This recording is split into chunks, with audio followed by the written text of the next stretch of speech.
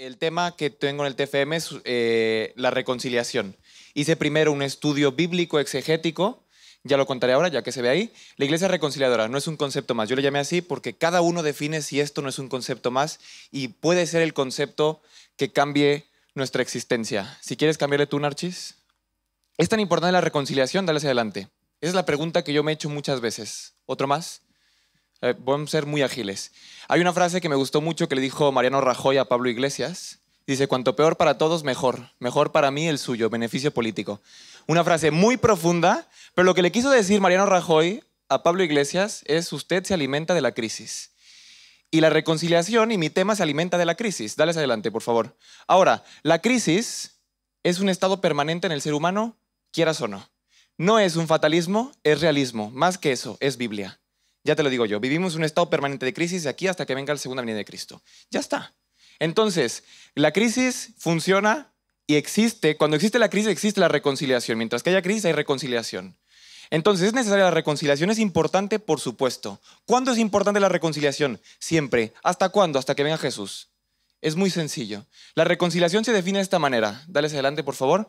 La reconciliación, la RAE se define como volver a las amistades o traer o acordar los ánimos desunidos. El latín es reconciliare, se conforma por el prefijo re y el verbo conciliare. Me gusta mucho porque conciliare tiene un matiz muy eclesiológico, volver al concilio, traer a una persona alejada hacia el concilio. En el griego, en su origen, esta palabra, la que voy a mostrar hacia adelante, es intercambiar. En los tiempos de Herodoto, Jefononte, Platón, lo tengo aquí, se utiliza en un sentido figurado para designar el cambio de hostilidad, la ira o la guerra por la amistad, al amor o la paz. Catalazzo. Se entiende o se ha entendido mucho tiempo que la reconciliación es volver a relacionarse con una persona.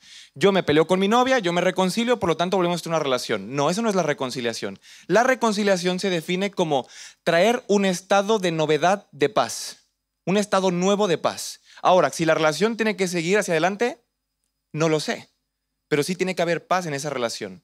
¿Tienen que volver a ser novios? No, pero sí tiene que haber paz. Hacia adelante, por favor. Catalazzo, la palabra que utiliza Pablo, es una palabra bastante medida y es una palabra muy precisa. Se utilizaba en el intercambio de monedas de igual valor, ¿vale? 70 pesos mexicanos, venezolanos, es 1.25 euros. Es lo mismo, yo doy 70 pesos mexicanos, tú me das 1.25 euros. Esta era la palabra catalazzo, intercambio de monedas de igual valor. Hacia adelante. Eso nos tiene mucho que decir. Otro más. Vale, entonces, lo encontramos esta palabra, catalazzo, muchas veces en la Biblia. La encontramos en Romanos 5:10, 1 Corintios 7:11, Colosenses 1:22, 2 Corintios 5:17 al 20, que es el texto que yo analicé. Y encontramos muchas palabras que definen la palabra reconciliación, como sunayazzo, apocatalazzo, diayazzo, que significan diferentes y diversas cosas. Y Pablo utiliza esta palabra solamente en poquitas ocasiones para querer decirnos algo muy importante. Pablo es muy inteligente al utilizarlo. Y en este momento se le llama el ministerio de reconciliación, es lo que yo estudié. Hacia adelante, por favor. Yo me aventuré y yo encontré un quiasmo, lo que le llaman paralelismo concéntrico, que es una cosa que hacen los teólogos muy rara, donde conectan el punto 17 al punto 21. El punto 18 lo conectan con el 20 y el 19 es el centro. Hacia adelante.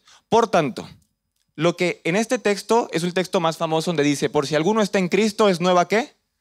Criatura en Cristo Jesús, porque las cosas viejas han ¿qué? Pasado. Todo esto proviene de Dios, que nos ha reconciliado consigo mismo.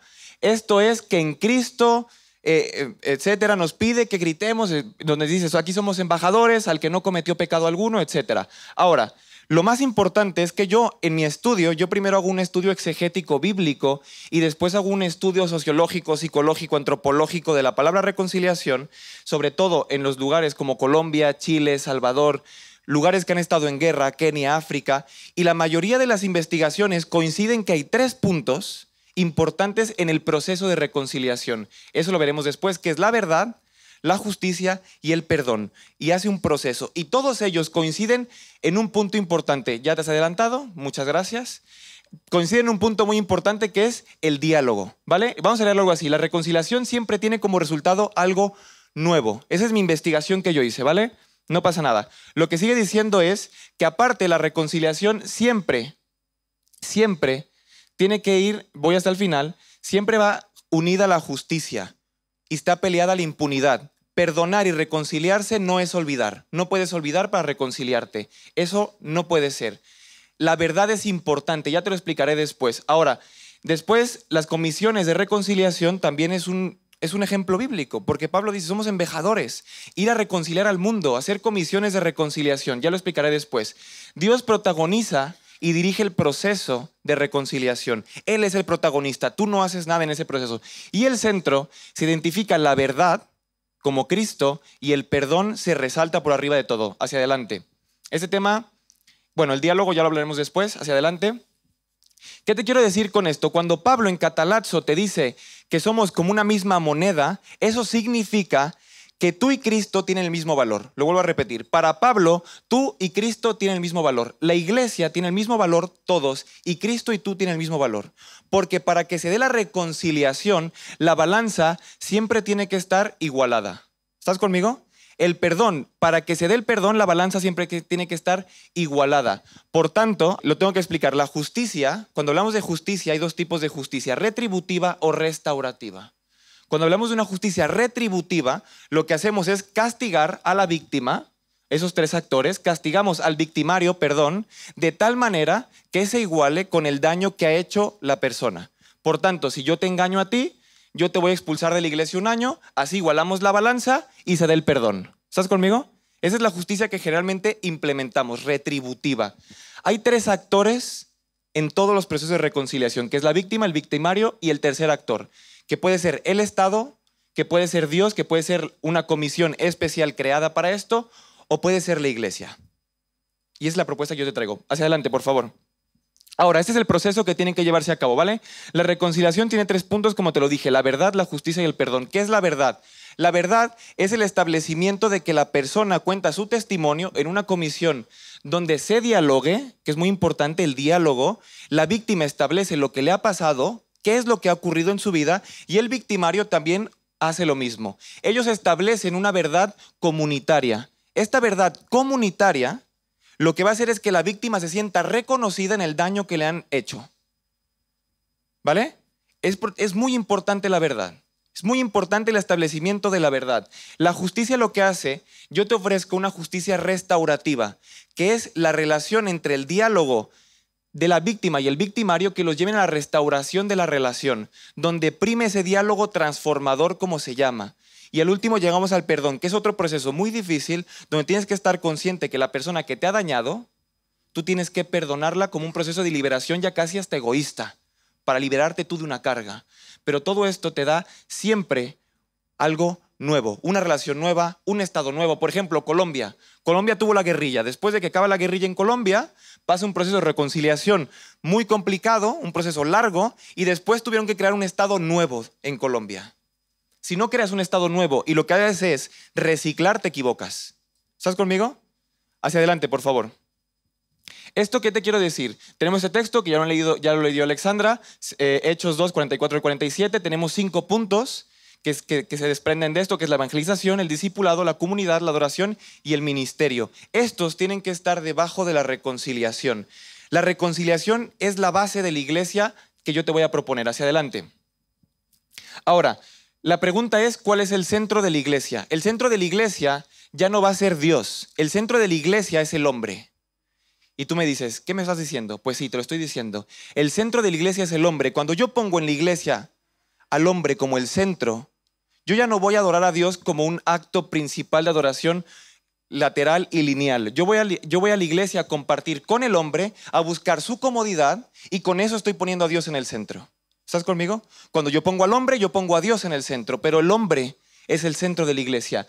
Y el principal mensaje es cristocéntrico con el mensaje de la reconciliación. No hay otro mensaje que no sea Cristo en este concepto de iglesia que te propongo.